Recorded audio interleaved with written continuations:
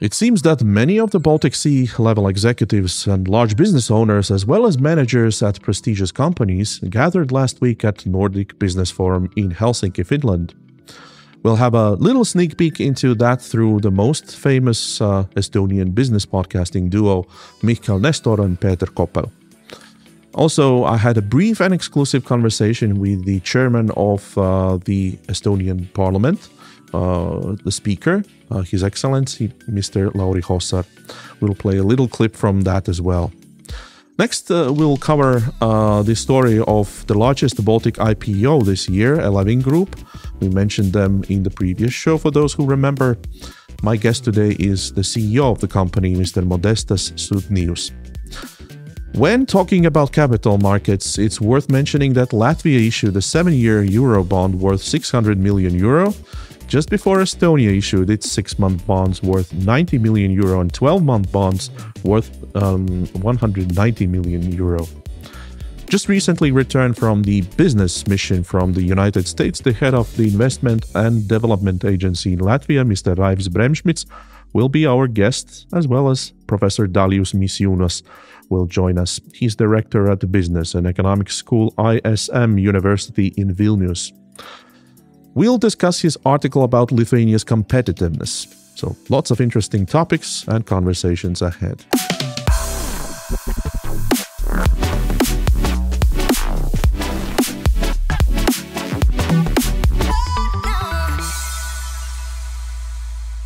As always, we start with some pan-Baltic economic and business news. So Estonia's central bank came out with the latest numbers last week, but headlines were made when both bank's analysts announced that the planned tax hike will most certainly slow Estonia's already sluggish economic recovery and accelerate inflation. I had a chance to talk to the speaker of the Riigikogu, or Estonian parliament, and he expressed his support to the government's plans, including proposed tax policy. Mr. Hussar emphasized the importance of shrinking public administration costs to show the solidarity with Estonian people. The austerity measures are always difficult, and therefore I'm very much in the position that also the state must show the solidarity, and also to make the cuts in the state budget, and also if we're talking about the parliament, I'm pretty much sure that also the parliament must show the solidarity here. So we are all here together just to make the budget to bring it to order. And to build the fundament for the further growth. The fitness of Baltic economics was also on the agenda at the Nordic Business Forum. Investors and business owners in North were asking many questions about their recovery and the speed.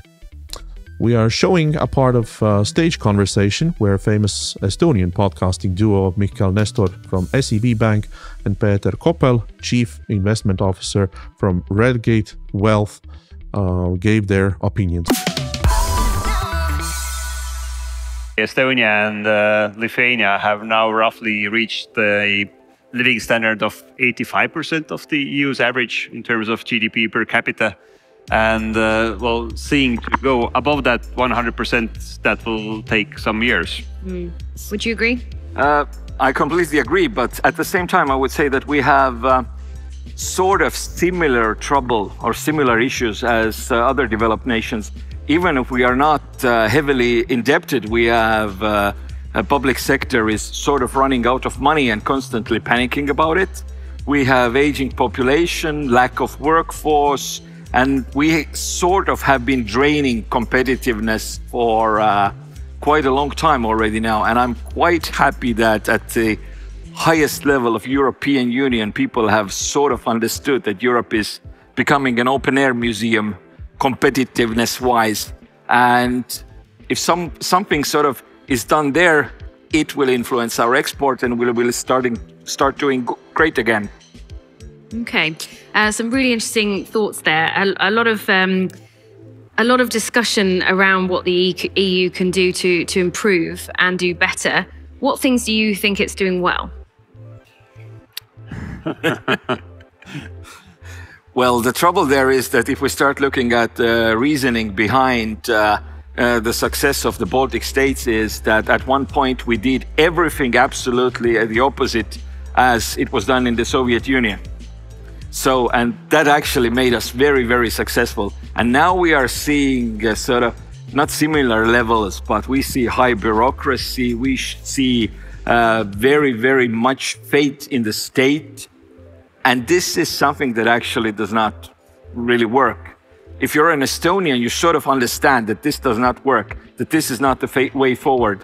And I'm sort of feeling also the vibe here is quite similar. People are realizing that, people know that, and people maybe try to nudge the processes towards the direction which is different. There does seem to be a shift away from support for high taxation.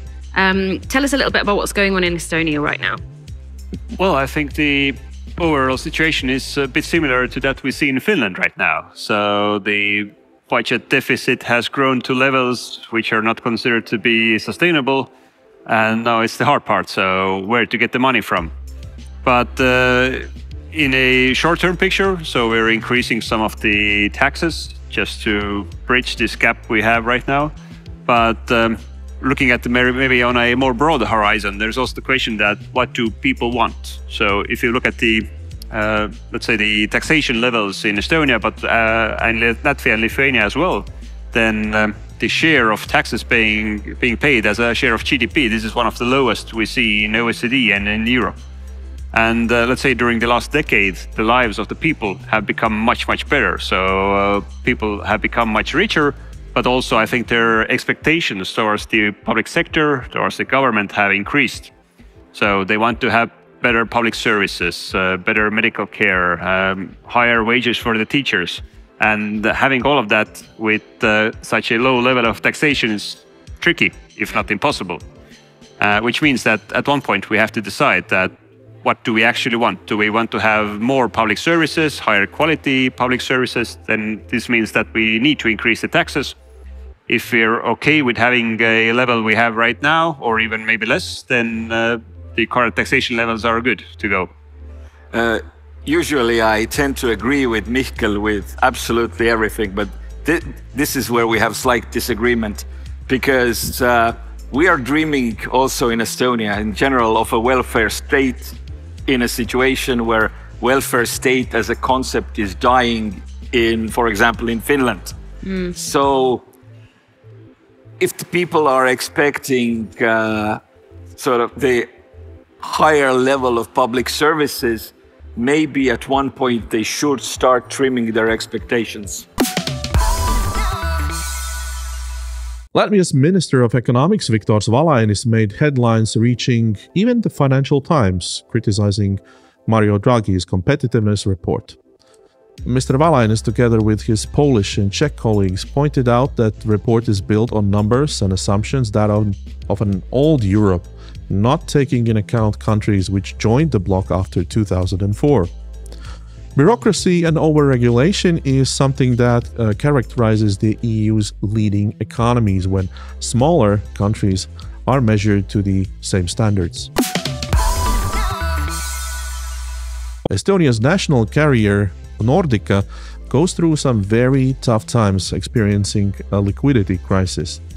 It's forced to contract out their planes to keep the company above the water, according to the chairman of the board, Remco Altius. 9 out of 19 aircraft belong to different, mostly Irish leasing companies, and 3 of the planes this week are commanded back to the owner.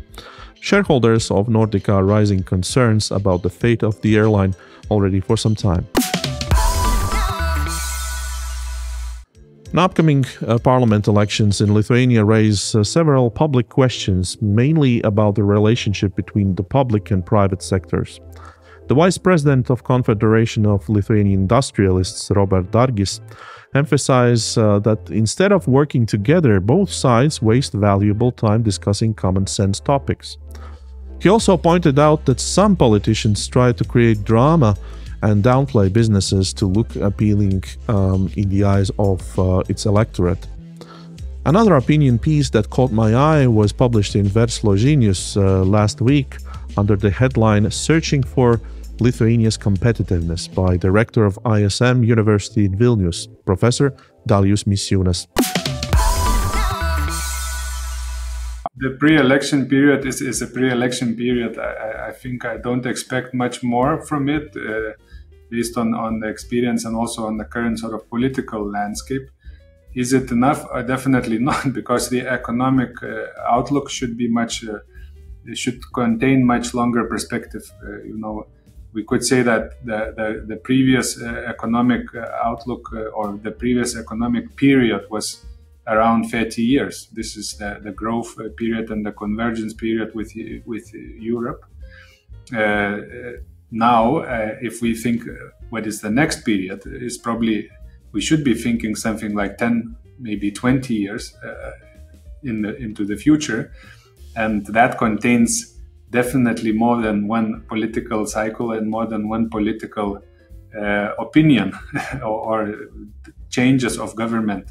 That is quite evident that there would be changes of government within that period of time. So politicians are very focused on their own agenda, which is to be elected and then later on to be re-elected. And for them to see the 20-year perspective is quite difficult. Yes, I use the word enough because we must admit that Lithuania in the last economic cycle did quite well if we compare to Latvia and Estonia. And one can say, okay, as you mentioned also in your article, we can do the same, only better. So how is this scenario something that can be applied after the elections? You could say, why not? It worked. And I think this is one of the biggest opportunities, but as well a bit of the threats, if we think about it. I would then go to the fundamental assumptions that would have to be true for it to happen. And one of the assumptions which was valid for many years but not anymore is cheap labor.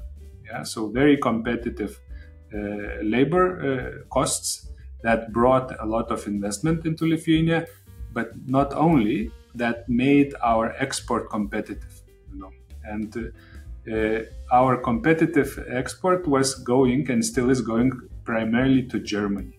Yeah. Which is problem now. Has its own problem because the fundamental assumptions of Germany that it was building its economic power on are also gone, which is cheap energy from Russia, cheap imports or subcontractors from Eastern Europe, and growing export to China. So all these three are gone for Germany. So Germany is in trouble. We don't see that yet very much evident in our export figures, but it will come. We see what is happening with automotive industry. That is the first sign, and the whole Germany is a bit in panic at the moment. Yeah, so it will come as a wave to us. So it means that our export will not be as straightforward as it used to be so far. Our cost of labor is up. The support of European Union obviously is going down because we are becoming as European as the west of Europe, or even more European than the south of Europe. So all that together means that our core assumptions, they are not valid anymore. So for our scenario to be true, we need to build it on some valid assumptions, and these need to be reviewed. Yes. What did you think of Mario Draghi's competitiveness report, where he, of course, laid out some plan for Europe and how to grow competitiveness within the continent, but how that can also be applied in Lithuania or in Baltics? How do you see that? So first half of your question, yeah. So the report is like a clever diagnosis and advice from the very experienced doctor, Yes. Dr. Draghi. Yeah. So he said Europe, you have problems, yeah, and it's up to you to fix the problems, because there is no secret pill that you take and then you are cured. So it as usually with health, it's more about the lifestyle rather than chemical medicine. And Europe is not ready to change the lifestyle yet. And this was evident based on the reaction that the report has got. On one hand, the reaction was very small.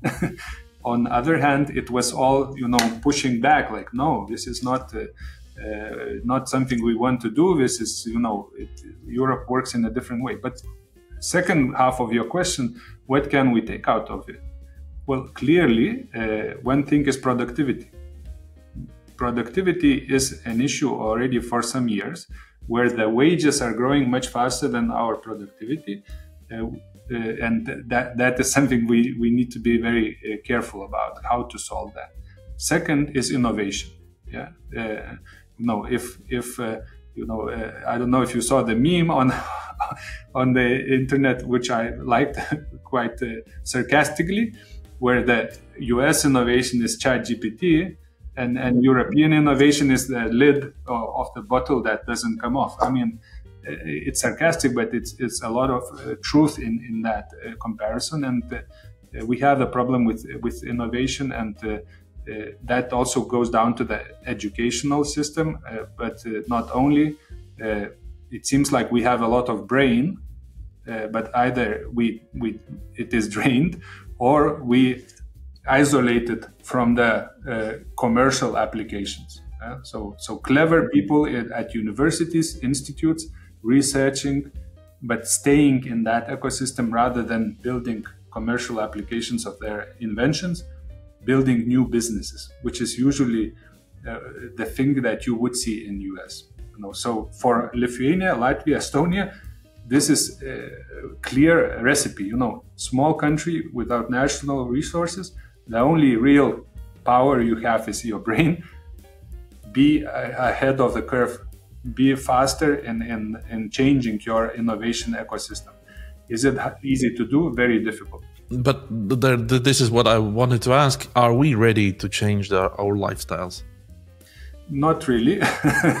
Not at least the current system does not support that. Okay, and then I was thinking a lot about that. So I mean, as any for any argument that something is wrong, you should put a contra argument. What can be done better? And I don't have a very good solution. But what is my assumption is that we need to focus more on how to enable individual initiative. Okay. How to motivate scientists to patent their inventions and do their businesses. This is some sort of risk capital for human potential. Yeah. So because most of these people would like to do that, but they don't feel comfortable with the risk they need to take. So and their opportunity cost.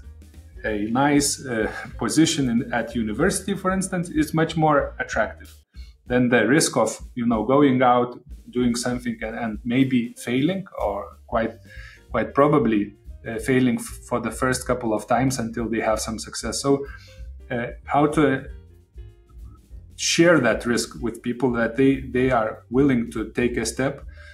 Obviously, we need to invest more into startup ecosystem.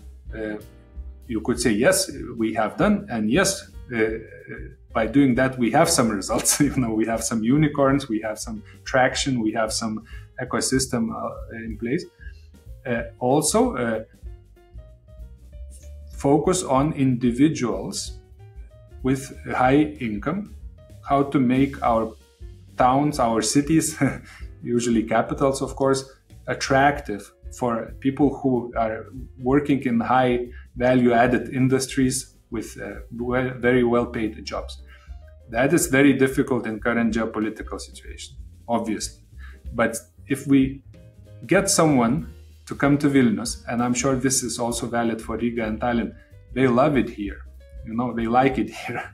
So building these bridges and making sure that our tax system, that our infrastructure is good for those people is also one thing that we could do.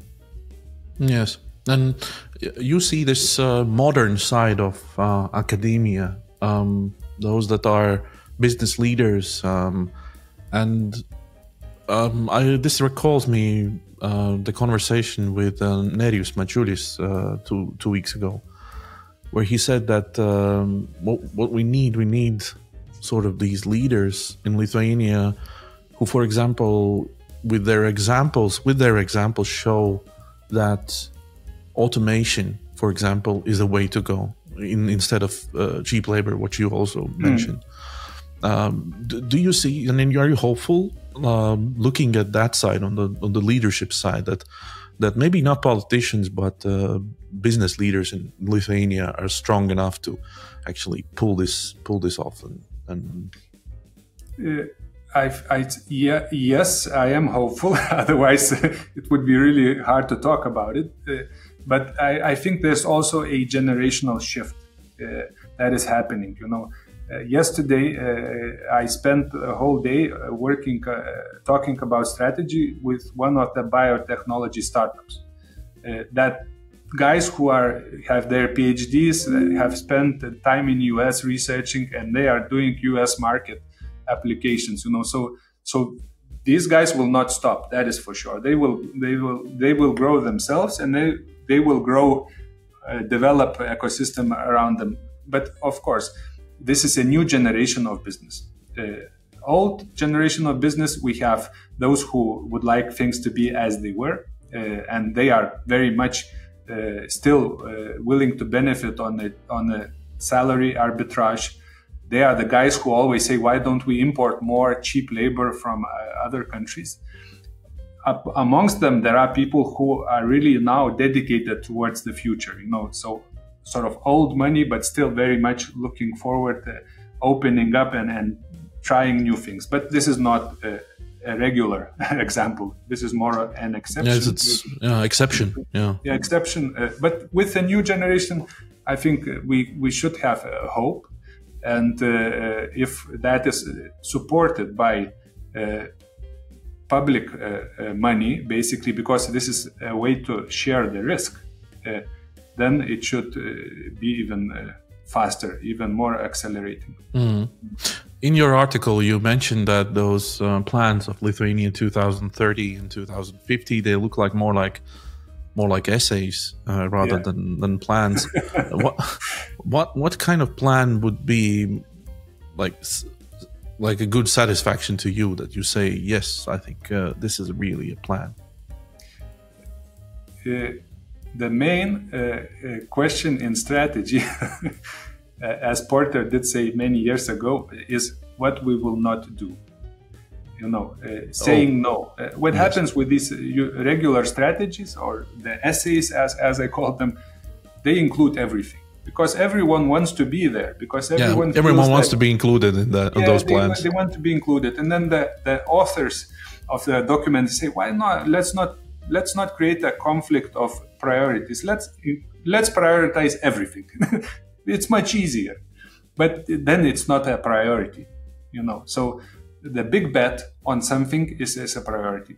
Let's take Israel. They say innovation is our bet.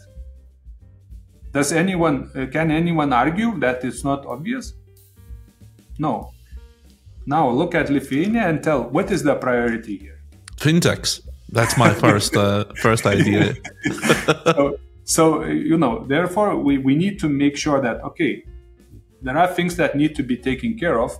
I'm thinking about the physical and social infrastructure. I'm thinking about defense. It is not a question, but then we should say what is our priority. And for me, it's quite clear. This is something that is based on our brain and something that creates a lot of value, because the demographics are not supporting, very labor-intensive industries. So we need to be very focused on maximum value from our brain, and that is a risk because we might fail. So there is no guarantee, and therefore making this priority is a risk that politicians currently are not willing to take. Latvian-based fintech company operating in vehicle and consumer financing, Eleving Group, is currently running its IPO, which is the largest in the Nasdaq Riga stock exchange this year.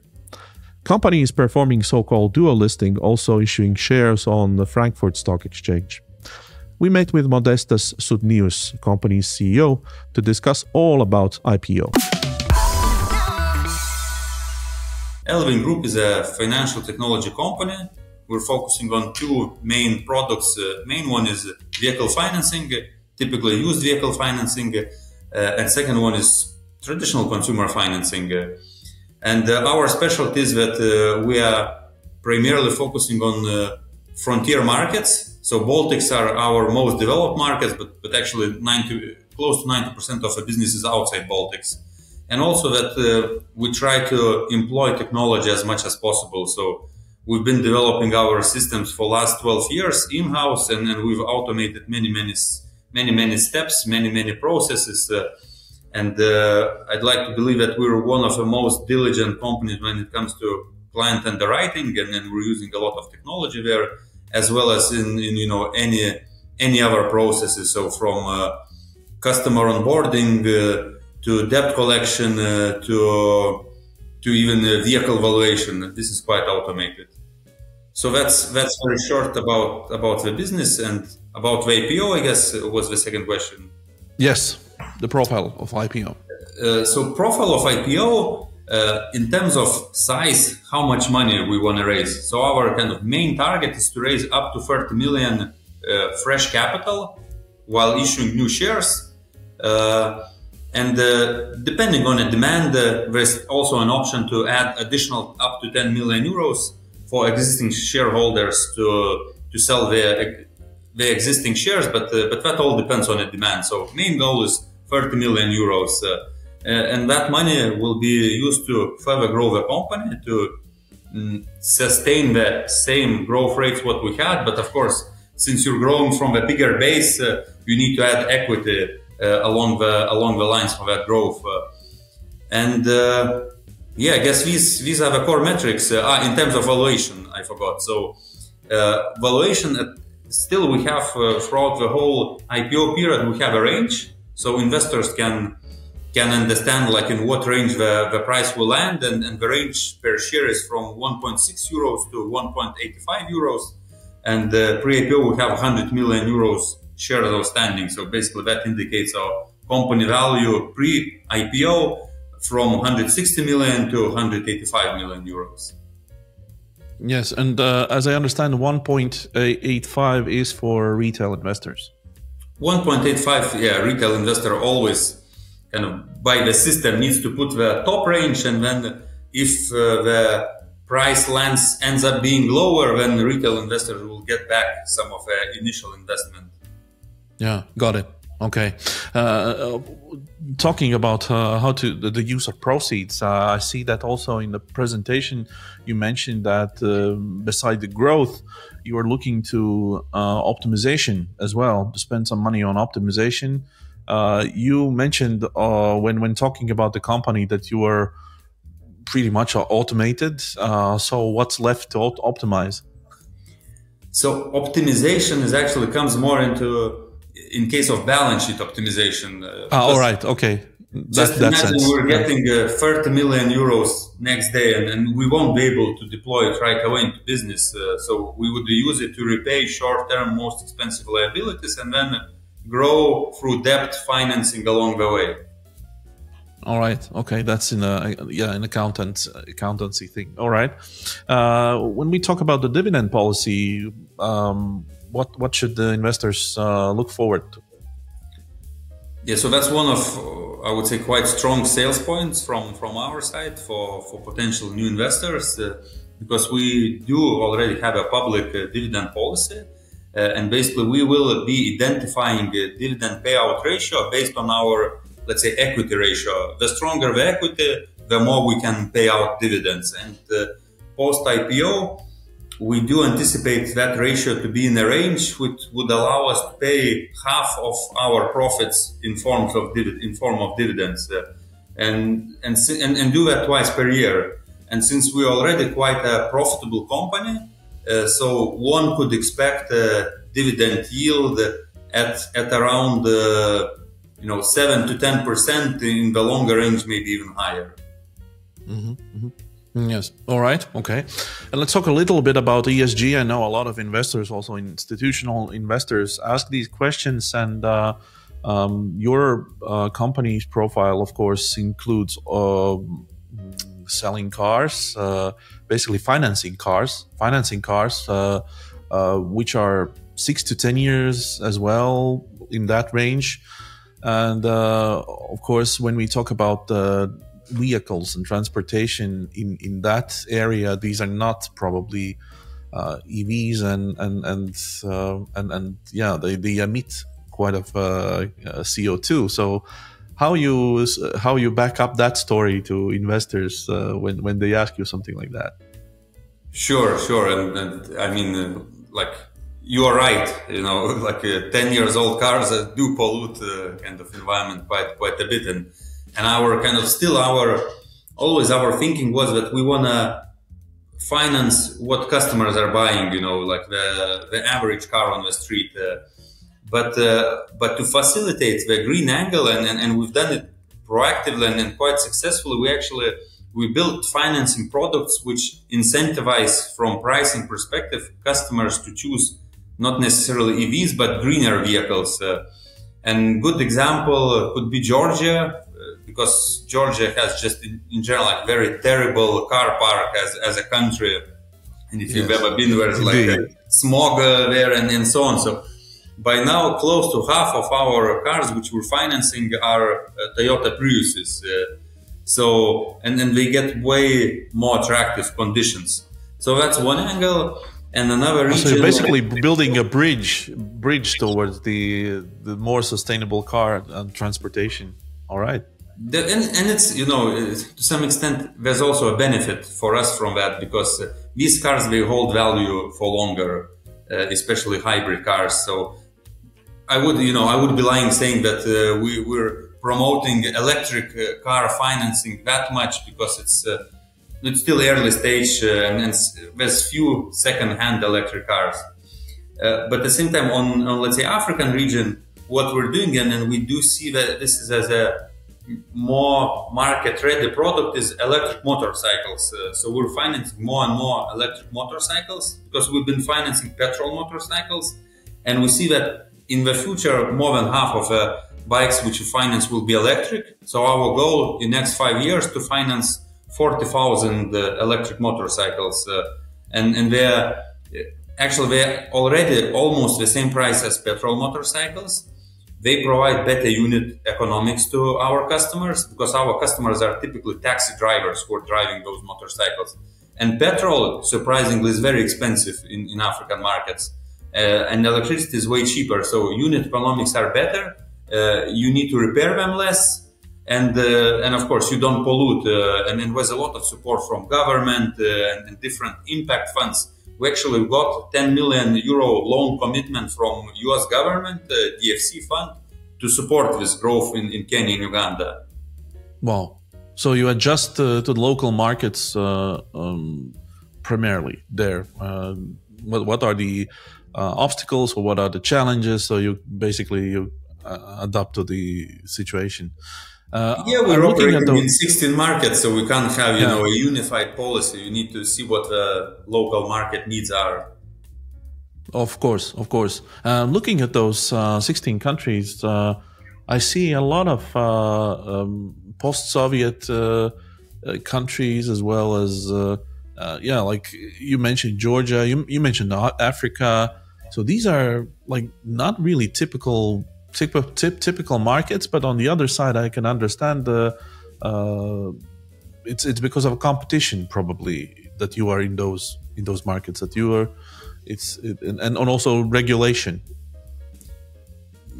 Yeah, so like we're tackling specific niche with our products, and that niche is way bigger in developing markets, whether it's Balkans, whether it's Caucasus.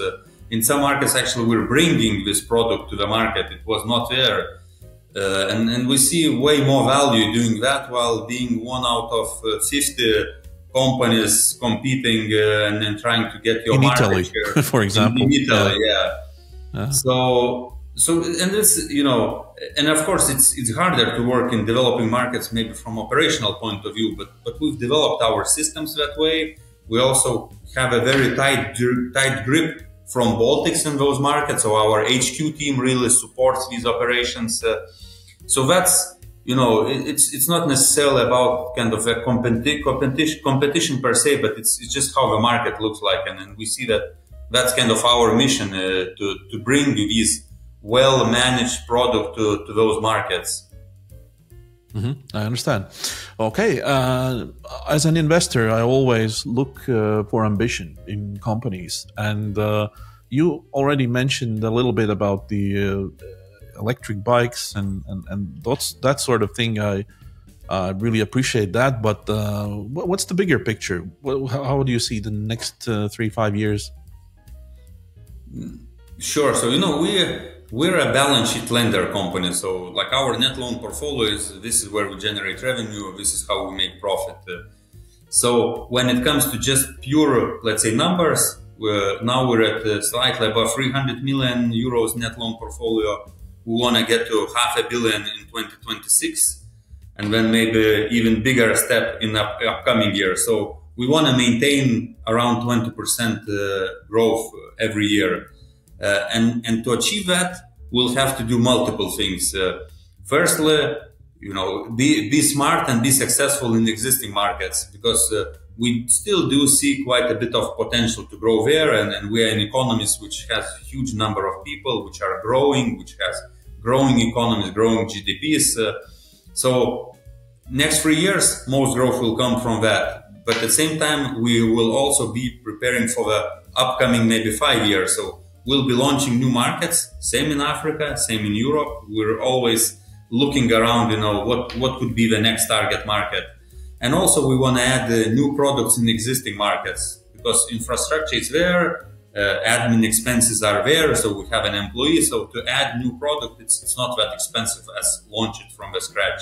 So these 3 pillars: organic growth, adding new products in existing markets, and growing geographical footprint further. Yes. Are you staying in Baltics? I mean, the headquarter wise.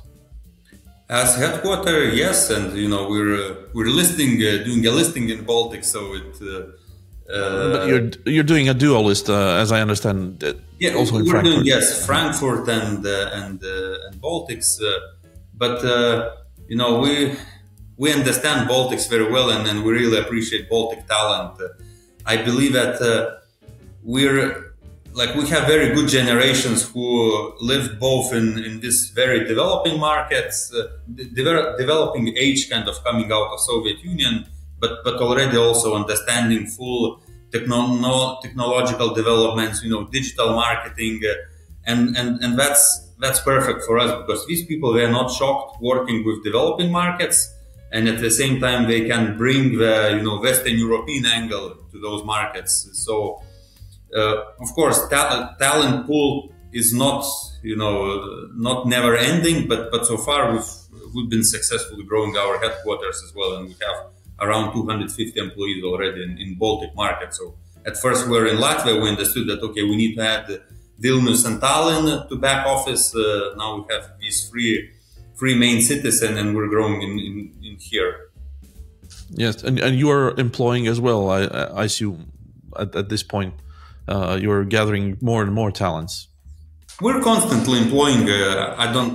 I wouldn't say that, you know, we're on some employment spree or something like that, because core team is there. But I guess that you know, IT companies are always employing. That's number one, and of course for some top talent, we're always looking, especially in fields as risk management, business intelligence, and things like that. Are you looking into more automation, artificial intelligence tools? Very big buzzword, which, you know, everyone uses these days. And but I think lending companies have already been using AI for quite some time. It's just called machine learning, so less fancy word. But our models are running in Microsoft Azure, and Microsoft Azure allows that. So in simple words, it's model learns from itself, but it doesn't work on its own. Still, we need to approve everything, and our risk is checking. So it just speeds up the time. In terms of using it in other sources, for some fun activities, we're using it, some chatbots and so on. But so far, we don't see that, it will revolutionize us.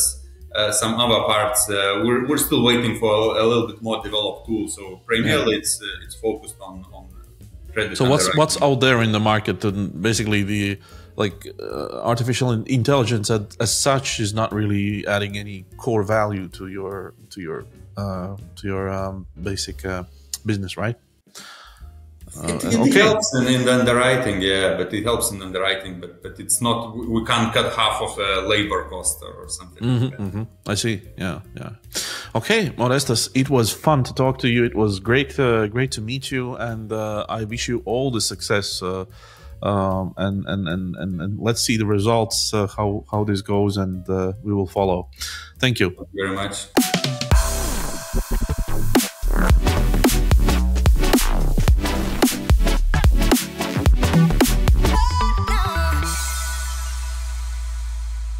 The largest mission of entrepreneurs and business executives from Latvia to the United States has just now returned home.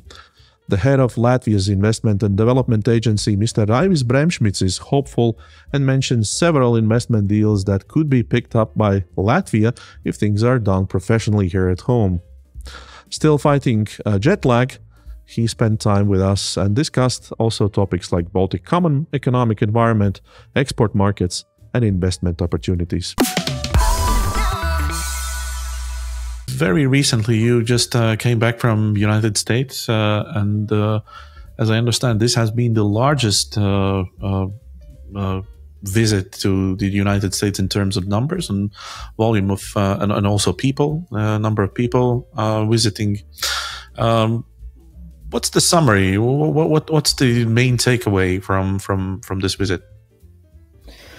Yes, this was the first, let's say, largest single mission to the United States with Latvian companies. We are really proud about Latvian companies that they have the ambitions to go to far markets because, of course, historically we have used to trade more with our closest neighbors, and of course, the Baltic countries, Scandinavian countries, Germany as well. But it's important to us also to open new markets. Especially like last year, when we look at the export, we are really, our performance are related regarding our export markets, how they are developing. And unfortunately, last year, the markets where we are exporting 70% of goods had been decrease of GDP by 0.2%. And of course, it influenced us pretty much. That's why we are motivated, I will say, a lot to look on other markets. The United States is one of them. It's trade partner which is not even in top 10 currently. So it's opportunity which we hasn't used so much. And what is important very much when we look on the balance of trade, that already today we are having 50% service export and 50% goods. It means that actually United States is much closer than we can imagine. It's, the distance in the service export is much closer usually than trade of the goods. So there are a lot of potential for that. And also, yeah. And you are more looking into exporting services and goods or attracting investments. What's the balance of that? Both. We have both targets because also regarding the investments, United States investment hasn't been, let's say, so active here in Latvia before. So our goal from this mission is in the next 5 years, double the trade, so to achieve 2 billion and also to attract at least 1 billion foreign direct investments from the United States. Yes. Okay.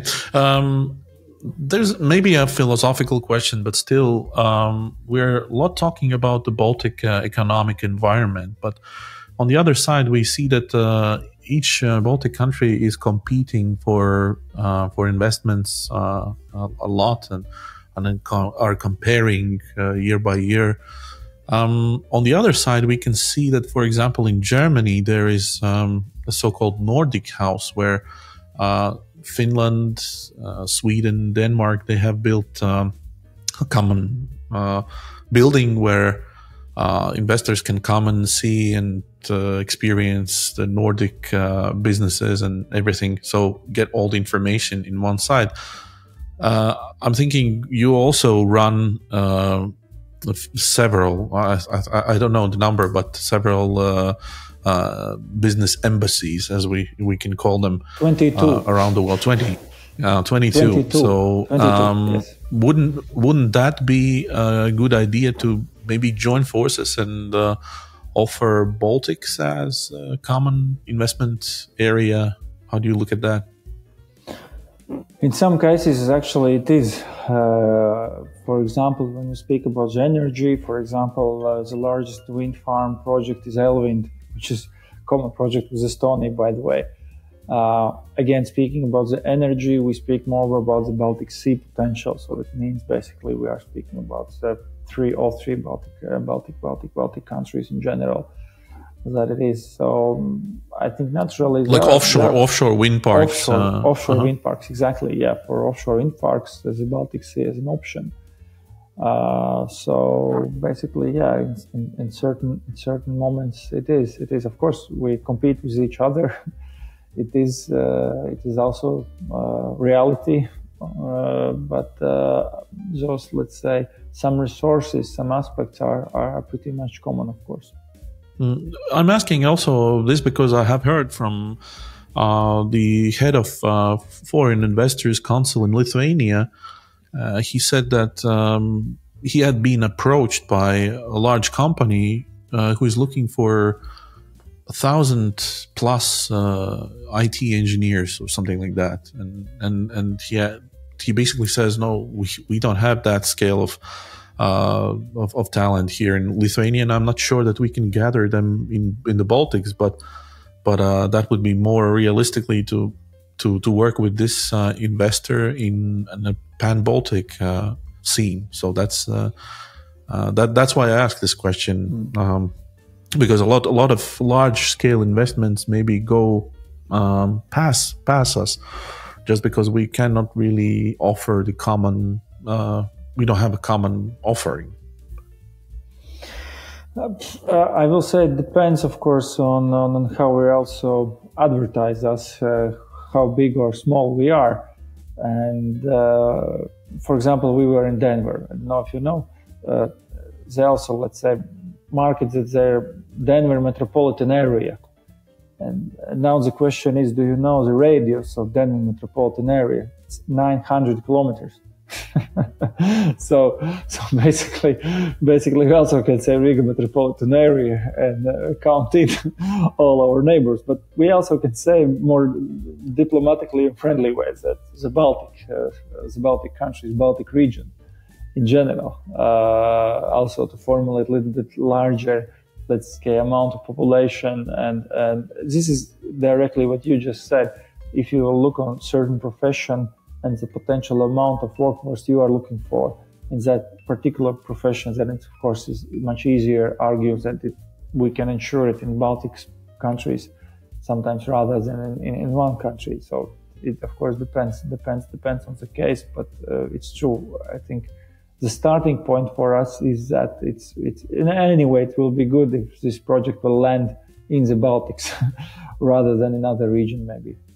Yes, even more. I thought about this when I read a recent article in the Economist, where there was this analysis where they say that, for example, Poland, Slovakia, and such countries in Eastern Europe are now becoming more and more attractive to investments because of the relations with China, and the idea is that. We want to become more independent from goods from China, and that's why those manufacturers are set up in countries such as Poland. And in that light, in that context, I thought that would be also a good opportunity for Baltic states to advertise themselves as countries that can grab some of the market pie there.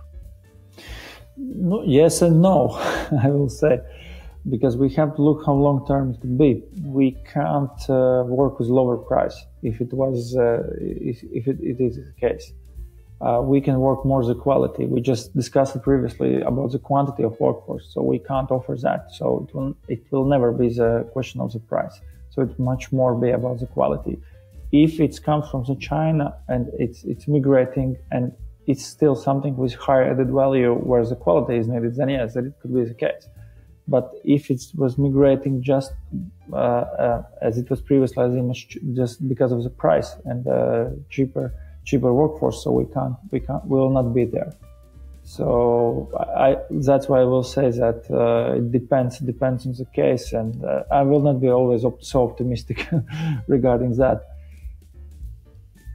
Yes, especially if it's also very important. It's also very important about the origins of the capital.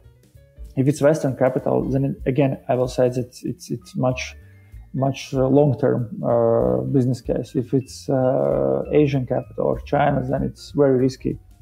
There could be any political decision and this business will be closed. So also will not concentrate on that. Mm-hmm. In this show, we talk a lot about the Lithuanian success story. I mean, the competitiveness also against all other two Baltic countries. And they are worried now when setting up the new next year's budget that they can see very rapid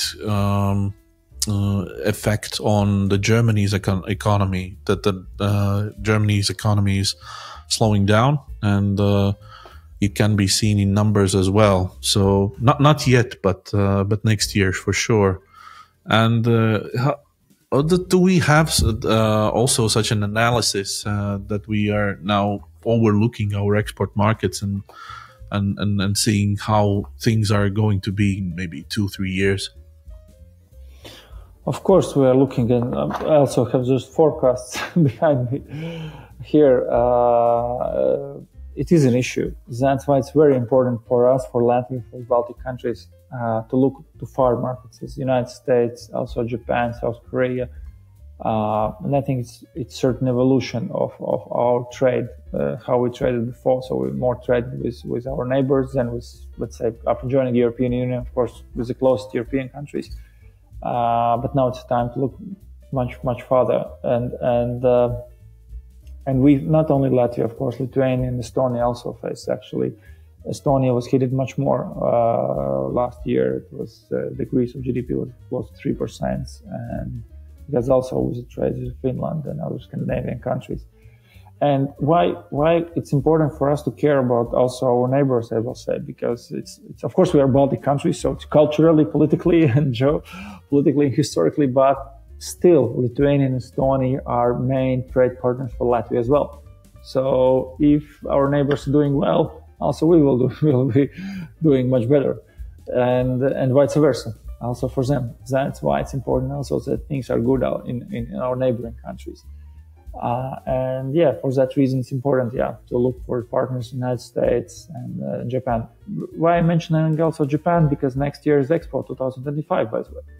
So that's why we also are currently preparing for that event. And what we are planning that it will be also in cooperation with Lithuania, and we are also looking maybe not to focus only on Japan, but more to Asia in general as a trade opportunity.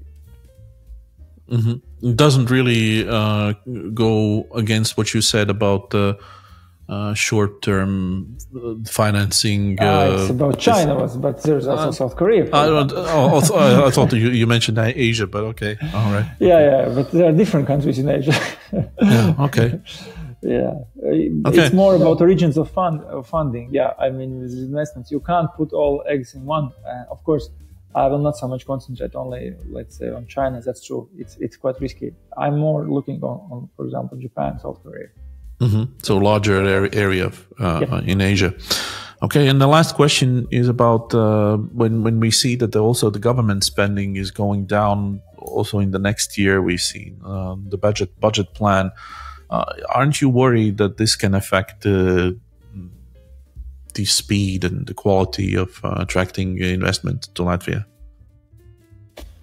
Regarding the agency, I'm not. I'm more optimistic if it's for us, because we are also having a reorganization process. So we are also reshifting internal resource what we have, and actually we will be able to even increase, let's say, the human resource which is dedicated to attracting investments by 3 times. So we will be more effective. But it means that we are not asking or having anything external. It will be just a reorganization of internal resources. But on what expense are you increasing the investment department? Because something should be decreased if you're reorganization wise. Yes. So we are reducing the support functions. We are reducing, for example, the marketing part, but increasing the part who are working with the client, like number of client managers. We also are reducing the, let's say, the leading positions or the number of units. So you have more, let's say, experts and less bosses. I can say in that term. So we will decrease the number of departments and units almost by 2 times. So we will have more, let's say, experts. And so reshifting the functions, for example, we have some coordination functions, coordination experts, so they will now be dedicated to work with investment projects. So that was great to hear. More internal changes. Yes, great to hear, and I wish you all the luck so that also the agency thrives during the next years and attract more investments to Latvia and the Baltic states in common. Thank you very much. Thank you.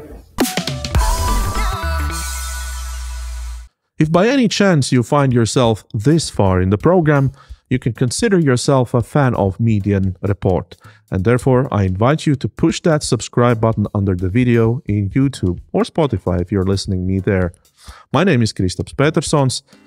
This is Median Report, a weekly podcast-style show on YouTube about pan-Baltic economics, entrepreneurship, and finance. We see each other again in a week. Have a good health and successful deals.